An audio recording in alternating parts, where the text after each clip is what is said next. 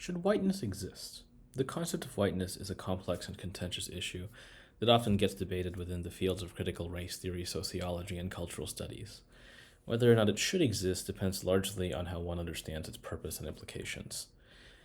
So first off, let's understand what whiteness is. Whiteness refers not just to skin color, but actually a kind of socially constructed category that historically has been associated with privilege, power, and systemic dominance in many societies, especially in the West. So whiteness encompasses norms, values, behaviors, and ways of being that have been centered and normalized over time, often at the expense of marginalized groups. Critics of whiteness argue that the concept has perpetuated racial hierarchies and divisions. Whiteness has been used to justify colonialism, slavery, segregation, and other forms of systemic oppression. Because of this, some suggest that whiteness as a category should be dismantled or deconstructed.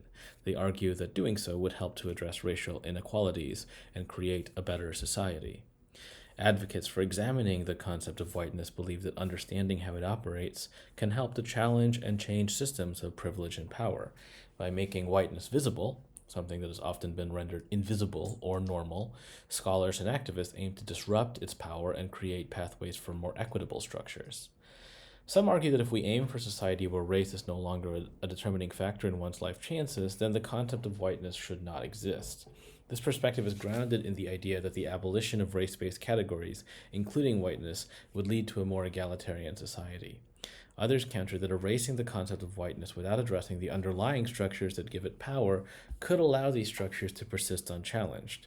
So they advocate for the critical engagement with and deconstructing of whiteness as a necessary step towards the dismantling of systemic racism.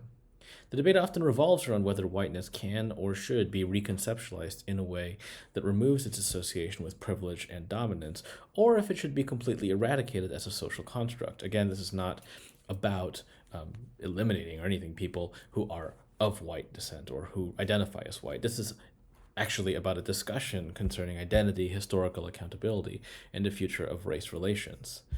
Native American activists and communities can contribute to the dismantling of whiteness as a social construct and concept by engaging in a range of strategies that challenge the historical and ongoing dominance of Eurocentric norms, values, and power structures. One way they might do this is to center Indigenous knowledge and worldviews.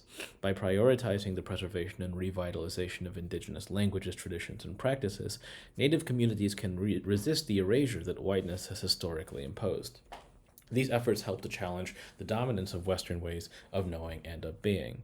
They might promote Indigenous epistemologies. By amplifying Indigenous knowledge systems, philosophies, and worldviews, Indigenous people can help shift the narrative away from Eurocentric perspectives. This challenges the assumption that Western ways of thinking are the universal or default. They can also work to rewrite or reclaim histories that have been told through a colonial lens. This would involve highlighting Indigenous perspectives on events like the discovery of the Americas, the settlement of the West, and the impact of U.S. policies on Native peoples. They might advocate for curriculum changes in schools to include accurate representations of Native American history, cultures, and contributions, to challenge the erasure of Indigenous experiences and counter the dominance of whiteness in educational narratives. They could advocate for sovereignty and self-determination. By pushing for greater recognition, they can challenge the legal and political structures that uphold whiteness. This includes advocating for treaty rights, land reclamation, and the protection of sacred sites. They could support economic initiatives that promote Indigenous self-sufficiency, like land-based projects, cooperatives, and sustainable Indigenous-owned businesses, which can reduce reliance on systems that prioritize and benefit whiteness. And they can work in solidarity with other communities of color, along with non-Indigenous allies, to create powerful coalitions to challenge systemic racism and whiteness. Finally, they can use art and media. Native artists, writers, and filmmakers can use their platforms to challenge stereotypes, promote Indigenous stories, and offer alternative narratives that resist whiteness. By reclaiming cultural representation, they can disrupt the dominance of white-centric portrayals. By sharing stories of resilience, survival, and resistance against colonization, they can inspire and educate others about the ongoing struggles and triumphs of Native communities, helping to undermine the narrative of white superiority. Direct actions like the Standing Rock protests against the Dakota Access Pipeline highlight the ongoing struggles against settler colonialism and environmental racism. These actions bring attention to the ways in which whiteness continues to harm Native lands and communities. They might provide education and history on the impact of whiteness, settler colonialism, and indigenous resistance. This can raise awareness both among indigenous and non-indigenous people. They could teach about the doctrine of discovery, the impact of U.S. federal Indian policies, the ongoing struggle in the 20th century for native rights. All of these things center around a kind of field of interdisciplinary inquiry that you may not have heard of. There's a field called Whiteness Studies, which critically examines the social construction of whiteness and its role in upholding racial hierarchies. The field explores how whiteness has been normalized, how it functions as a source of privilege, and how it perpetuates racial dominance. Whiteness studies emerged in the late 20th century, building on the work of critical race theorists, sociologists, historians, and cultural studies scholars. Key ideas in whiteness studies include the idea of whiteness as a social construct. It's understood not as a biological reality, but as a constructed category that has been created and maintained to confer power to certain groups, which, by the way, may not always include exactly who is considered white today. There was a time in the 19th century, for instance, when to be Irish was not white, even if you had melanin-wise a kind of lower pigmentation level than English people who were white. Just an example. So this construct is fluid. It's shifted over time. It's often expanded to include various ethnic groups as they assimilate into the dominant culture.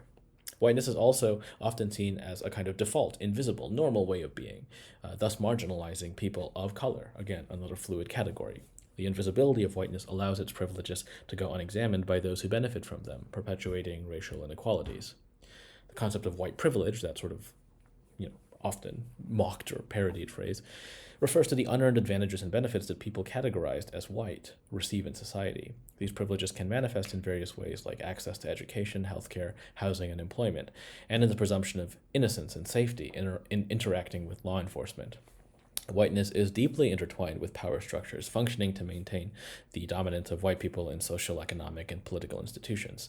Whiteness Studies explores how whiteness operates to exclude, oppress, and exploit non-white people, while simultaneously benefiting those deemed white. There's a few major thinkers who we'll highlight right now. Peggy McIntosh, who's best known for her essay White Privilege, Unpacking the Invisible Knapsack, where she lists the daily advantages that white people experience without even realizing it. She highlights how white privilege is often invisible to those who possess it, arguing for the need to recognize and address those privileges to combat racial inequality. The historian David Roediger focuses on the historical construction of whiteness and how it's been used to divide the working class.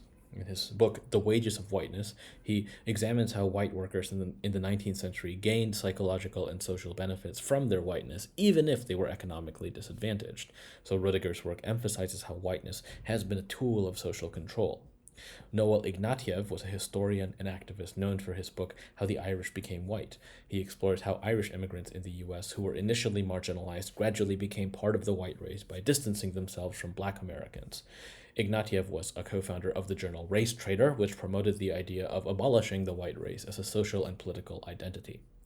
George Lipsitz, a cultural critic, wrote the book The Possessive Investment in Whiteness, 1998, which examines how public policies and institutions have consistently favored white people, creating and maintaining wealth disparities along racial lines.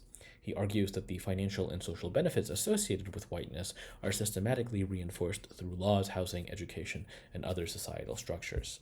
Ruth Frankenberg, a feminist scholar, wrote White Women, Race Matters, one of the earliest works in whiteness studies. She analyzes how white women navigate their racial identity and the privileges associated with it.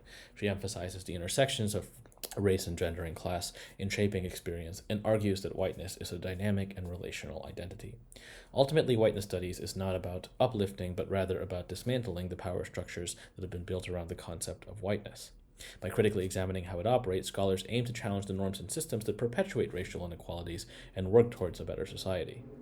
The field has been instrumental in helping to understand how race functions and in promoting the dismantling of systemic racism.